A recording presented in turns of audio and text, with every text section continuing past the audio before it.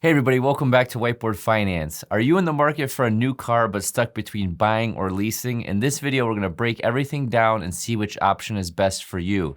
Both buying and leasing have pros and cons depending on your lifestyle, budget, and future plans. This guide, this ultimate guide, is gonna cover flexibility, ownership, and real life examples to help you decide. Stay tuned. Okay, before we get into the math of buying versus leasing, let's get into the big overview or the big picture overview of what these things even are in the first place. So leasing, think of it like a long-term rental, okay? So you're basically paying to use the car, but you don't own it. A typical lease term is anywhere from 2 to 4 years with mileage restrictions of up to 10 to 15,000 miles per year. I used to sell cars. You can structure these much higher, as much as you want. It's just gonna make the monthly payment a little bit higher. So you are gonna have lower monthly payments than actually owning the car outright or making these payments to own the car, and we'll get into that math in the next slide. But you never actually own the car because you're only paying for the depreciation of the car during the lease term, okay? So say for example, Sarah wants a new luxury SUV for $400 a month, but she's gonna have to return it after the end of 3 years, and then she's gonna have to either pay to keep it, to buy out the lease, or she's just gonna have to keep leasing over and over again.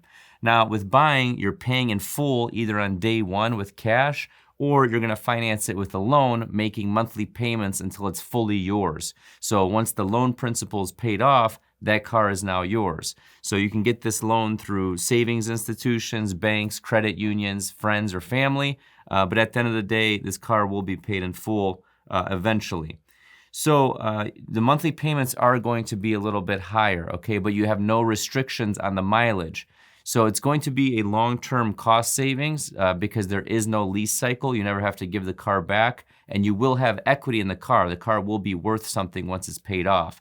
So say, for example, James buys a used sedan with a 5-year loan. After 5 years, he owns it and he has no more payments. He can then do whatever he wants with the car. He can sell it, he can trade it in, or he can keep driving it with no payment. Okay, so let's start with a leasing scenario. Okay, we'll be doing this on a 2025 Honda Accord with a MSRP of $35,000, okay? So this scenario is gonna be a 3-year lease. So with this 3-year lease, our monthly payment is gonna be $400 a month. The down payment is going to be $2,000. Our lease term is 36 months or 3 years. And then the mileage limit is 12,000 miles per year, and we have a disposition fee or a return fee of $395.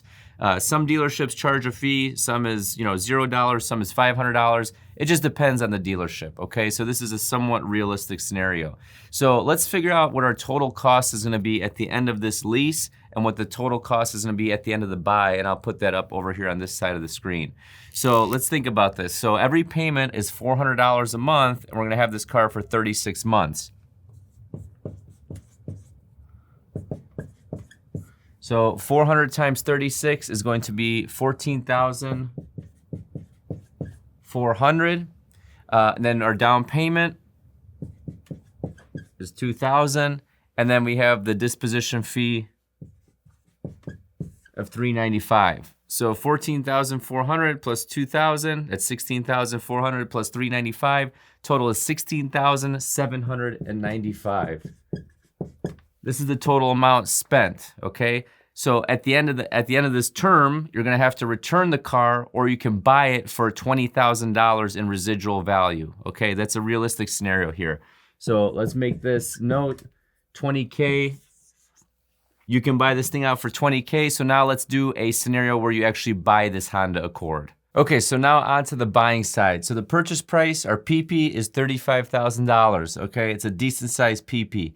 Now the DP is only 10% of that. Our down payment is $3,500, okay? The term is gonna be 60 months or 5 years. The interest rate on the loan is gonna be 5%. And our payment is gonna be roughly, just for sake of easy numbers, let's call it $600 a month.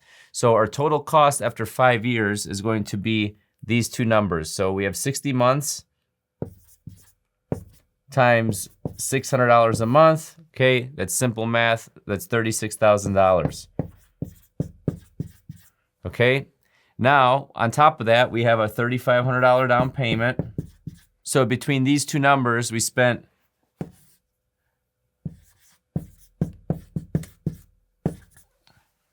$39,500. $500, okay? At the end, we own this car, and its estimated resale value is approximately $15,000.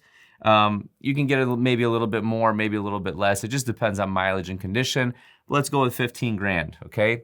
So our final net cost of this car is going to be $39,500 minus what we could do with it, okay? And what do I mean do with it? We can sell it, we can trade it in, we can, give it to a family member, write it off for charity, but let's just assume we're gonna keep this car, but it is worth 15 grand, so we do have equity in it. Think of it like buying a house versus renting a house, okay? So at the end of this is easy math. It's going to be $24,500 spent over 5 years versus the $20,000 over 3 years with the lease, okay? So between these two numbers, we have $16,795 over 3 years with the lease, and to buy it out, it would be another 20 grand on top of that. With this car, we have $24,500 if we sell the car, okay? So if we always lease, we'll always have another lease payment after 3 years, meaning you'll keep paying indefinitely. You're gonna keep paying forever. Buying, it costs more upfront, but it's gonna save you money in the long run, especially depending on how long this person keeps this car. This $15,000 number will go lower, but he's not gonna have any payments, but he will have maintenance. So which is better? So if you trade in your cars often, leasing, it's gonna keep payments lower and you're always gonna have a new car. If you want a long-term savings, buy the car, keep it outright. That's gonna be better for you, okay? Okay, so let's break down the pros and cons of leasing a little bit further. So with the leases, we have lower monthly payments, as we mentioned. You're always gonna be driving a relatively new car, especially if you're doing a 2 to 4 year lease term. And then the warranty is gonna pay for all repairs or things that go wrong during the lease term for the most part. The cons is that you never really achieve ownership. Again, you're just doing a long-term rental. You have never-ending payments if you keep leasing, if you never buy out your lease. You have mileage limitations, and it's very expensive to break a lease, to get out of a lease, okay? With the buying, you own it 100% after your payments are over. You have no mileage limit. You have equity in the car or resale value, so you can choose to do what you want with it. Again, you can trade it in, you can give it to someone, you can sell it, and you can modify the car how you see fit, okay? If you want a big, Puerto Rican flag on the hood and a big muffler and, subwoofers and all that stuff, you can do anything you want with the car, it's yours, right? Engine mods. And then with the cons, you're gonna have higher monthly payments until it is paid off. There is maintenance that you're always gonna be responsible for. Again, it's like owning versus renting a home. And then you have depreciation to worry about depending on, dings, scratches, dents, mileage, wear and tear, all that stuff that comes with ownership. So just some more food for thought in the grand scheme of things outside of just the numbers. Okay, so let's get into my thoughts at the end of this video. So just to recap, if you like new cars often, you drive a consistent number of miles, and you don't want long-term maintenance costs, leasing is probably better for you. If you want long-term savings, you drive a lot, or you keep cars for many, many years, buying is probably for you. The thing we didn't talk about are business owners, okay? Leases can be a write-off on the business.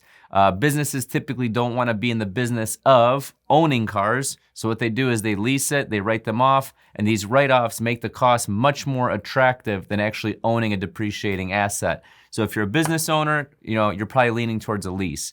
All the other things I said about long-term ownership, and just to end the video, I wanna know, what do you guys prefer? Do you prefer leasing? Do you prefer buying? Let me know in the comments down below. As always, I hope this video gave you a ton of value and something to think about. Always share the video, comment, hit the like button, subscribe, do all that good stuff, and have a prosperous day. Hey, I was just at the car show with my dad and daughter. These cars, plastic interiors, cloth seats, manual seats for some of these cars, 60, 70 grand. No thanks.